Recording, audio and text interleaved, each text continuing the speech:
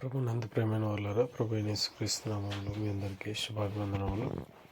ఈ ఉదయకాలంలో కలువరి కృపాసనం మీదకు మిమ్మల్ని ఆహ్వానించుచున్నాను. నిర్గమకాండం 7వ అధ్యాయము 1వ వచనం.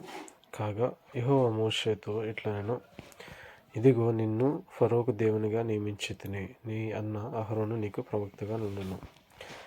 మోషేతో దేవుడు చెప్పిన మాట ఏంటంటే, నీవు ఫరో యొద్దకు వెళ్ళి ఐగుప్తు రాజైన ఫరోతో నేను చెప్పినది యావత్తు చెప్పాలి అని చెప్పినప్పుడు మోషే, నేను మాట మాంద్యం గలవాడను, నేను ఎట్లాగూ ఫరోతో మాట్లాడగలను చెప్పినప్పుడు దేవుడు మోషేతో చెప్తున్న మాట ఏంటంటే, ఇదిగో నేను ఫరోకు దేవునిగా నియమించుతుంది.